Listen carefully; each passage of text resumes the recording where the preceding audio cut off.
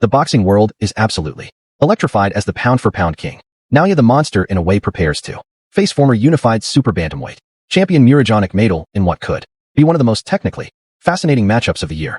While most casual fans see this as another dominant victory for the Japanese phenom, legendary boxing mind Teddy Atlas has dropped some bombshell predictions that suggest this fight might be far more competitive than anyone anticipates.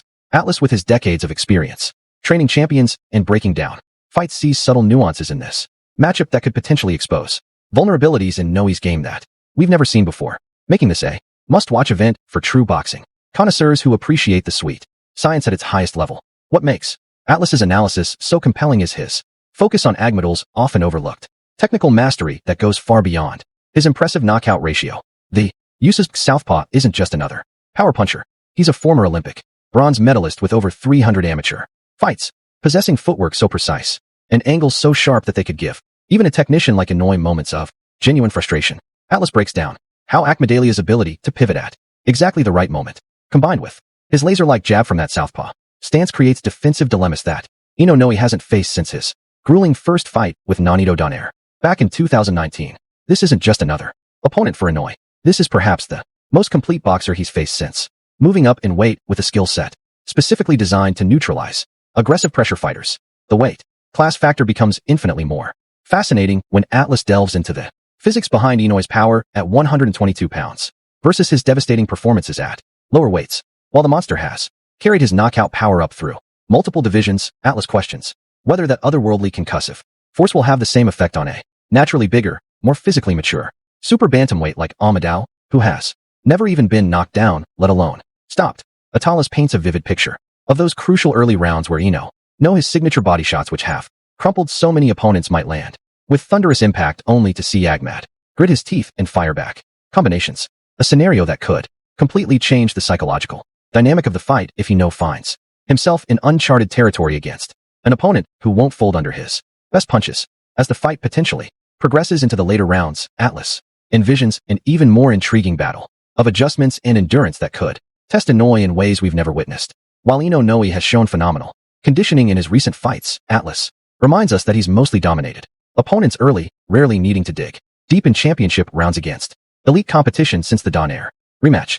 Akhmadaliev, on the other hand, has proven his stamina in grueling 12-round wars, including his title-winning effort against Daniel Roman, where he had to overcome adversity and adjust his strategy mid-fight. Atlas speculates that if Akhmadaliev can survive the early storm, something no recent Inoue opponent has managed, we might see a fascinating second half where the Yusuf's amateur pedigree and round-by-round adaptability could pose entirely new questions for the Japanese superstar to answer. Atlas puts particular emphasis on the psychological warfare that could unfold, especially if Akhmadaliev can have some early success. Unlike many of Inoue's recent opponents who seem defeated before the first bell, Akhmadaliev carries himself with the quiet confidence of a former champion who's been in tough fights and knows how to handle big moments. Atlas describes how a few clean counters landed by Akhmadaliev in the opening rounds, particularly his sneaky right hook over jab, could plant seeds of doubt that might grow as the fight progresses. This becomes especially crucial if accustomed to overwhelming opponents quickly finds himself in rounds 6 to 8 with an opponent who isn't just surviving but actually competing at the highest level, potentially forcing Inoue to fight with more caution than we're used to seeing from the normally aggressive monster. The southpaw versus orthodox dynamic adds yet another layer of complexity that Atlas breaks down with surgical precision. While Inoue has faced left-handed opponents before, none possessed Akhmadaliev's level of technical refinement combined with championship experience. Atlas illustrates how Akhmadaliev's lead foot positioning could disrupt Inoue's rhythm, forcing him to reset his offense in ways that might create openings for Akhmadaliev's sharp counter right hooks. Even more fascinating is Atlas's observation about how Akhmadaliev varies his attacks, sometimes stepping deep to the side with power shots, other times using subtle upper body movement to slip and counter, presenting a defensive puzzle that could have Inoue hesitating just enough to lose fractions of seconds that make all the difference at this elite level. Atlas raises an often overlooked but potentially crucial factor: how Inoue's chin will hold up against a legitimate 122-pound puncher.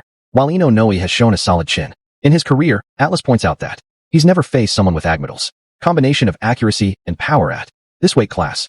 The Yusuf's compact, technically perfect punches, particularly his straight left hand that seems to materialize out of nowhere, could test his durability in ways we haven't seen since his first fight with Donaire.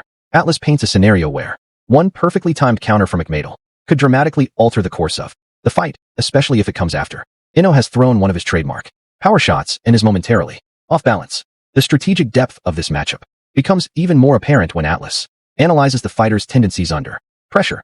Inoue, while brilliant offensively, has shown occasional defensive lapses when coming forward, tiny windows that Akhmadal's sharp eyes and quick hands might be able to exploit. Atlas describes how Akhmadal's ability to fight going backward, using the ring intelligently while staying off the ropes, could frustrate Inoue's aggressive style. Meanwhile, Inoue's own adjustments will be fascinating to watch. If Akhmadaliev finds success early, will Inoue double down on his aggression or show new dimensions to his game by becoming more patient and tactical? Atlas saves his most surprising insight for last, his belief that this fight could come down to which fighter makes the better mid-fight adjustments, something we rarely discuss with Inoue because he usually dominates so thoroughly. Atlas proposes that if Akhmadal can establish his jab early and force Inoue to reset, we might see the Japanese star have to work through real adversity for the first time in years. How Inoue responds to those moments, whether he can maintain his composure and systematically break down a resilient, skilled champion, could tell us more about his true greatness than any of his recent dominant performances have shown. Ultimately, Atlas's analysis transforms what many saw as another routine Inoue victory into a potential boxing masterpiece filled with intriguing possibilities. He acknowledges Inoue's brilliance while methodically building a case for why Akhmadaliev might be the most dangerous opponent the monster has faced in years.